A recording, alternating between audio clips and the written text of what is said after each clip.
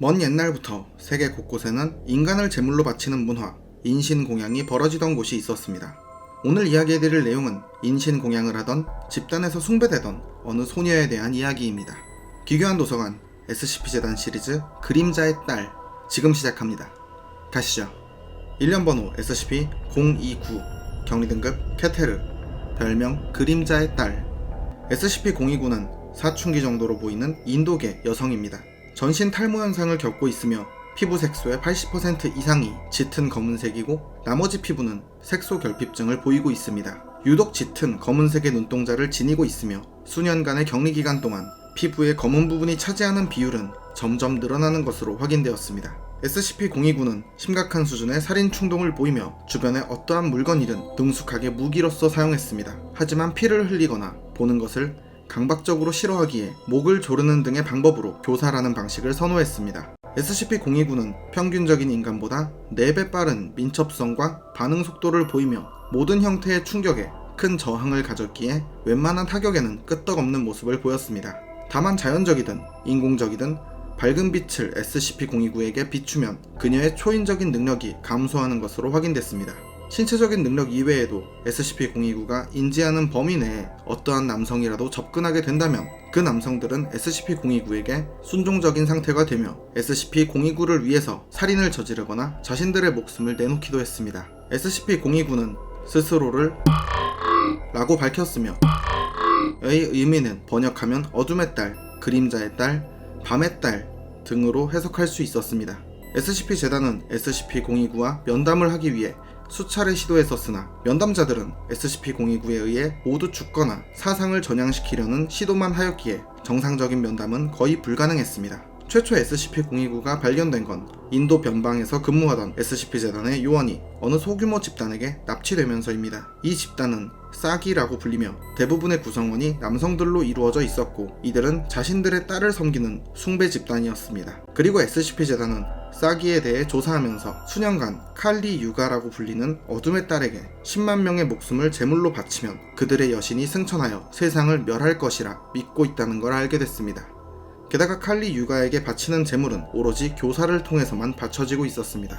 이후 납치됐던 SCP-재단의 요원은 싸기의 산악 요새에서 SCP-029를 만나게 됐고 이 사실을 알게 된 SCP-재단에서는 인근에 대기 중이던 특수부대를 투입하여 SCP-029를 확보할 수 있었고 납치됐던 요원은 되었습니다.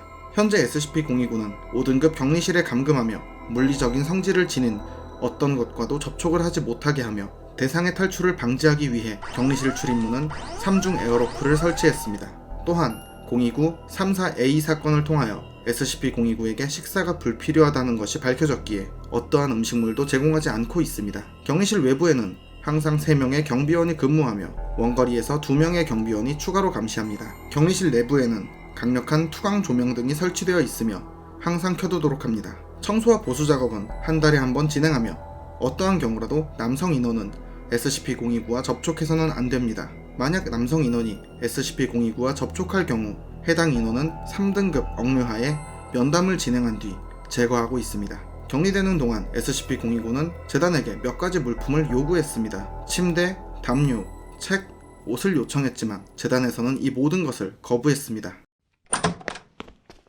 이건 말도 안 돼요. 저 소녀는 옷도 못 입는다고요? 우리가 무슨 짐승도 아니고 애가 몸은 가릴 수 있게 해줘줘. 잘 됐군, 모딘 박사. 자네에게는 SCP-029에게 옷을 가져다 줄 수 있다는 승인이 떨어졌다네.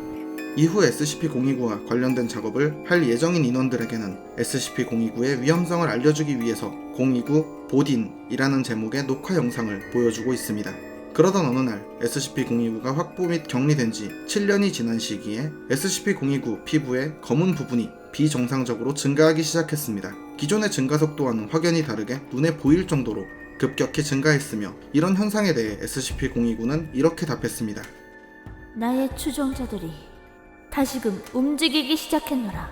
이 말을 들은 SCP-재단은 즉시 인도에 파견된 요원들에게 연락을 했고 확인 결과 SCP-029를 숭배했던 집단인 싸기의 생존자들이 하나둘 모여들고 있다는 것이었습니다. SCP-재단은 싸기의 추종자들이 한 곳에 모이는 걸 감시했고 이윽고 모든 추종자들이 모인 그 순간 SCP-재단은 그곳에 폭격을 지시했습니다. 그러자 잠시 후 격리실에서 수면 중이던 SCP-029가 잠에서 깨더니 고통스럽게 비명을 질러댔습니다. SCP-029는 4시간 동안 계속해서 비명을 지르면서 나의 사람들을 죽이고 있다. 라고 고함치며 악을 썼습니다. 그렇게 남아있던 싸기의 생존자들은 모두 제거되었고 이후 SCP-029의 검은 피부가 증가하는 현상은 멈췄으며 SCP-029는 모든 걸 체념한 듯 탈출 시도를 하지 않고 있습니다. 인신공양을 하던 집단에서 숭배되던 초인적인 힘을 지닌 소녀 SCP-029 그림자의 딸, 그녀의 정체는 뭘까요? 정말 10만 명의 재물을 바치면 세상을 멸망시킬 존재였을까요? 사서님들의 생각을 댓글로 남겨주세요. 오늘 이야기는 여기까지입니다. 다음에도 더욱 기괴하고 재밌는 이야기로 찾아오겠습니다. 시청해주셔서 감사합니다.